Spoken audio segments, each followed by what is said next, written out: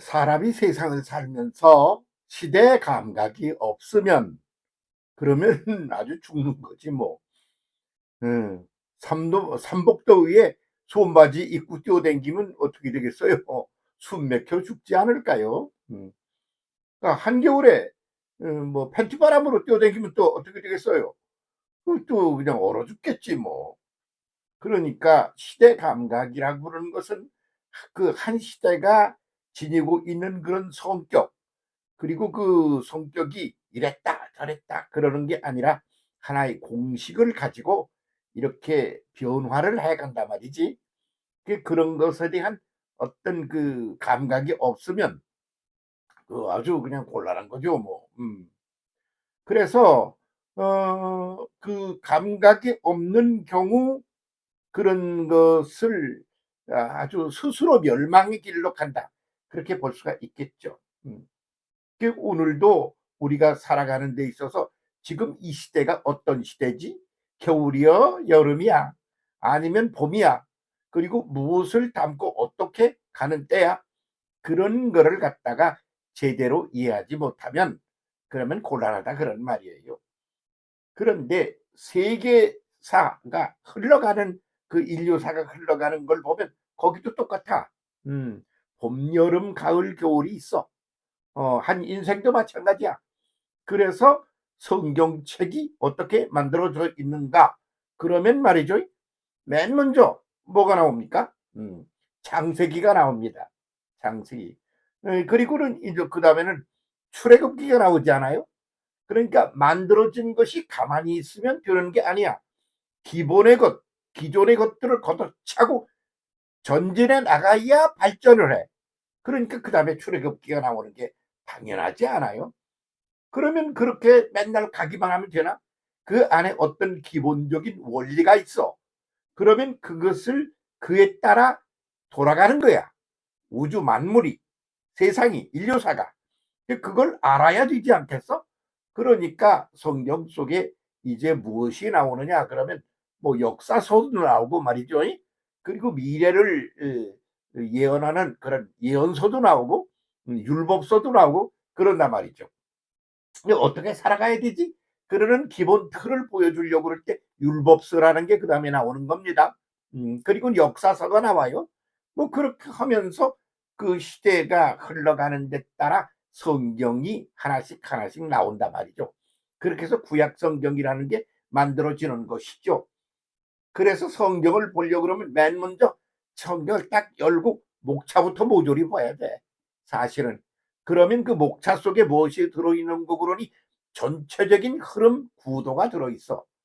그러면 그 구도 안에서 그것을 이해해야 된다 그런 말이죠. 음, 사람 사는 것도 마찬가지 아니에요.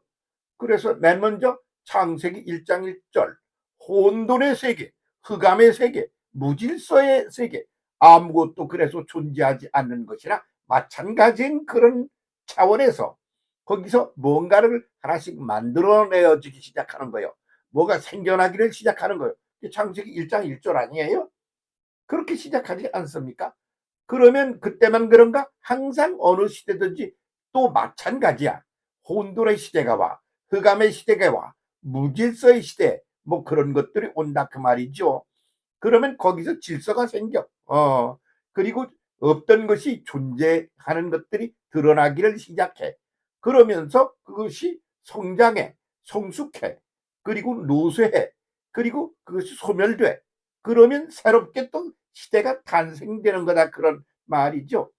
그렇게 시대가 흘러가는 거예요. 그에 대한 감각이 없으면 한겨울에 한겨울에 말이죠. 이 팬티바람으로 뛰는 사람처럼 그 꼴 나고, 그리고 한여름에 손바지 입고 뛰는 것 같은 그 꼴이 난다 그런 말이죠. 산불이 난다 그러면 뭐 옛날엔 산불이 나나 보다 그러고 끄면 됐어. 근데 전혀 경험해 보지 못한 산불이 우리 앞에 확 나고 있단 말이죠. 어이고 이건 감당을 할 수가 없는 거요. 그래서 비가 와야 감당을 한다. 비가 와야 꺼진다 이거요. 그러니까 비가 오는 건 사람이 물 뿌리는 거 아니잖아. 인간이 할 수 있는 한계를 넘어선 것들이 있다 그런 말이죠. 이 역사의 변화도 그렇지 않아요? 이 공산주의 다 망해가지 않습니까? 그런데 그 공산주의 안 망하려고 발버둥 친다고 북한이 안 망하겠습니까? 러시아가 안 망하겠습니까? 그 시대 감각이 없는 거요. 그러면 얼른 아이고 추워지네. 그러면 손바지 준비해야지. 그런데 그런 감각이 없으면 그냥 죽을 때까지 그러다가 버티다가 그러다가 소멸되고 끝난다 그런 말이죠. 그래서 우리 대한민국이라는 나라는 지금 어떻게 돌아가고 있나요? 이 미래가 어떻게 될 거지? 그러면 지금 시대가 변화하는 데 따라서 적절하게 대응을 하며 가나요? 아니라고 보이는데요. 예? 한밤에 말이야 등불을 켜들고 어딜 가든지 말든지 해야지. 불도 없이 그냥 꼼꼼하게 가다가 물에 빠져 죽을 수도 있고 말이야. 응? 예. 뭐 그 저 등불 불도 없는 말이야. 그런 그 자동차를 몰고 깜깜한 데 가면 어떻게 돼? 그 언덕에서 떨어져서 뒤집힐 수도 있고 말이지. 그 뭐 바위에 부딪힐 수도 있고 그런 거 아니야? 깜깜한 밤에 말이야. 헤드라이트도 없이 가면 말이지. 그런 거 같은 거지. 그러니까 이런 감각이 열려야 한다. 그런 말씀이지요. 자, 그러면 그 창세기로부터 시작해서 그렇게 역사가 진행되고 그러는 얘기가 고스란히 순서적으로 나오고 있어. 그렇지 않아요? 그러면 인생도 그렇거든요. 어머니 엄마의 모태로부터 나온단 말이지. 그러면 걔가 뭐야? 아무것도 몰라. 그냥 응애응애 생명을 가진 한 존재가 등장했다는 것일 뿐이야. 그런데 그것이 내면적으로 살살살 발전을 나가 기다가 쓰다가 뛰다가 그러다가 성장 성숙을 하고 나중에는 노쇠하여 사라진단 말이야. 왜 사라지나? 또 더 나은 그레이드를 올린 새로운 존재로 역사가 진행되어야 되기 때문이죠. 그러면 그렇게 돼서 가는 그 역사가 그냥 무작정으로 이랬다 저랬다 그러나 그런 게 아니잖아. 그것을 가지고 앞으로는 이렇게 변하고 이렇게 나올 거야. 그걸 하는 걸 예언이라 그런다 말이죠. 그래서 예언서라는 게 이제 성경에 나오는 거요. 예언서.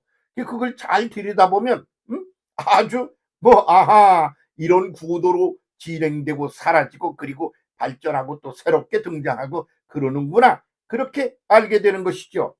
예? 그래서 성경이 뭐요? 맨 먼저 어떻게 해산을 했느냐, 어떻게 성장했느냐, 어떻게 성숙했느냐, 어떤 종말이 오느냐, 그리고는 어떤 새 시대가 열리느냐, 그거를 순서적으로 말하고 있지 않아요? 종말론이라는 게 있어. 그 퉁어리 가서 나오는 거야. 그러면 거기쯤 가면 무엇이 나오느냐 그러면 예언서라는 게 나와. 예언서. 미래를 얘기하는 것이죠. 응? 그래서 미래를 이렇게 간다. 그런 공식을 하나 보여주는 것이다. 그런 말씀이요. 그 창세기로부터 나온 그 순서, 그 드머리 중간쯤 가고 항상 예언서라는 게 그 중간에 거기 나오곤 그런다. 그런 말이지요. 그러면 이 예언에 대해서 신약 성경에서 베드로가 뭐라고 말하는 거 그러니 베드로 전서 1장 19절에서 그가 말하기를 예언이 뭐냐? 그럼 어둠을 비치는 등불이다. 이렇게 말했어. 아, 이거 어떻게 이렇게 시적으로 말하는지 몰라. 응? 어둠을 비치는 등불이 예언이다. 이거요. 그래서 이미 존재하는 것들은 존재하고 발전하고 변화하는 대로 가. 근데 그것을 깜깜해서 몰라. 그걸 등불이 켜져서 보이기 시작하네. 그거요. 뭐가 이렇게 돌아가고 있구만. 그래서 뭐라고? 예언이라는 게 뭐냐? 예언은 어둠을 비치는 등불이다. 그렇게 거기 말씀에 있어요. 아이고 성경에 없는 말이 없는 거죠 뭐. 그렇게 하면서 지금 여기 내가 서 있는 자리가 어디고 어떤 출발을 해서 어떤 과정을 거쳐 여기까지 왔고 앞으로는 어떻게 변해 가면서 성장하고 성숙하느냐 그런 것들이 거기 다 담겨 있는 거 그거를 갖다가 들춰 보이는 거요. 미래가 이렇게 될 건데 그 미래를 앞질러서 미리 들춰 보이고 이렇게 돌아갈 테니까 그걸 잘 알고 해. 이렇게 하는 게 예언이다. 이렇게 이미 그 예언이라는 것에 대한 설명이 그렇게 나와 있어요. 자, 그러면 지금은 어떤 때야? 이걸 잘 알아야 돼. 그래서 그것은 자연도 그렇게 돌아가. 인류 역사도 그렇게 돌아가. 모든 게 다 같이 돌아가. 종교도 그렇게 돌아가. 그러니까 그 구도를 이해하는 게 아주 소름 돋도록 중요한 문제야. 지금 그런데 시대 감각이 별로 없어 보여요. 우리 대한민국에 가는 역사가 말이지. 그리고 사람들이 살아가는 그 인생에 대한 대응 방법이 말이야. 그래서 예언자적인 그런 눈이 열리지 않으면 망한다 이거요. 그 헬라어에서 말하는 말이야. 예언이라고 그러는 말이야.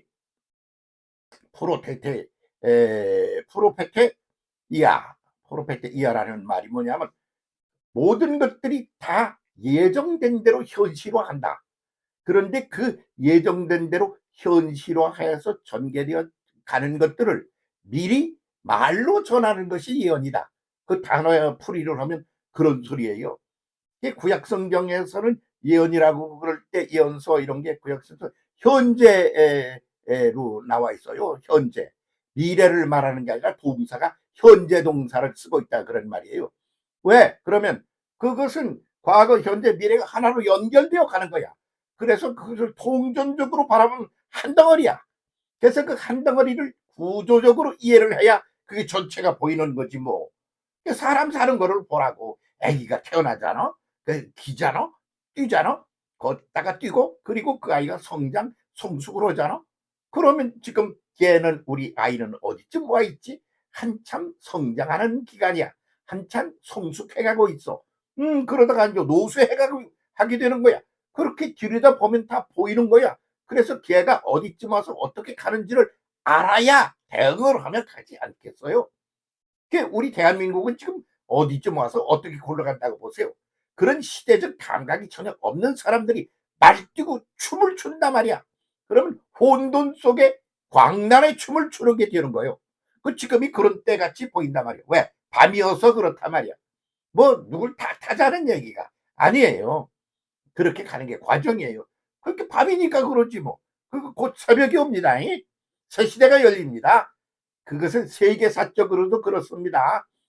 지금까지 굴러온 게 그대로 안 갑니다. 소멸되어 사라지고 성장하고 성숙하여 이제 노쇠하여 새 시대가 또 잉태하여 새롭게 태어나고 그렇게 될 때 끄트머리쯤 와 있다. 이렇게 보는 거죠.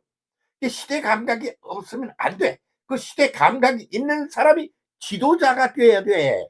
응? 그런데 시대 감각 전무한 사람이 지도자가 되면 그 시대 사람들 전체를 다 이리 끌고 다니고 저리 끌고 다니고 그래가지고 어지럽고 골치 아프고 그래서 그냥 힘들고 그러다 어떤 사람 병들고 죽고 그렇게 만든단 말이지.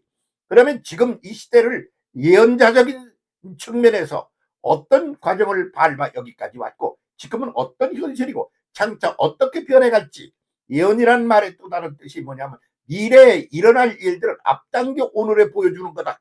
응? 그렇게 말하고 있어요.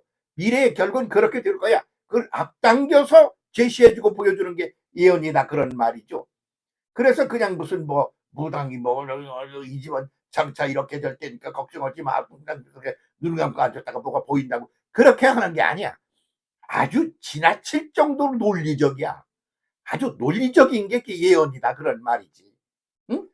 그런 거에 눈이 떠져야 돼. 근데 교회나 이런 종교에서도 그런 예언자적인 그런 감각이 없어. 그럼 시대 감각이 없는 거야. 정치계는 더 그래. 아이고 그러면 어떻게 되지? 제일로 그나마 발전되어 있다고 보이는 게 경제 사회야. 경제 사회. 거긴 쟤들이 저렇게 하는 게 트럼프가 이렇게 하는 걸 보니 이렇게 되지 않겠어? 거기에 이렇게 대응을 해야 되지 않겠어? 그런데 제일 빨라. 먹고 사는 문제가 제일 빨라서 그런 모양 같아요. 그런데 다른 분야들은 다 깜깜이다 이 말이요. 그럼 왜 그러냐? 깜깜했다가 새벽이 오는 거예요. 새벽이 왔다가 하루가 시작되는 거예요. 역사가 그렇게 진행되는 거예요. 그 깜깜이 시대를 그 일이 현실로 드러나기 전에 앞당겨 보이는 것이 예언이다. 지금 예언자를 간절히 갈구하는 그런 시대다. 그렇게 보는 겁니다. 누구야? 예언자가 불쑥 나오겠지 뭐.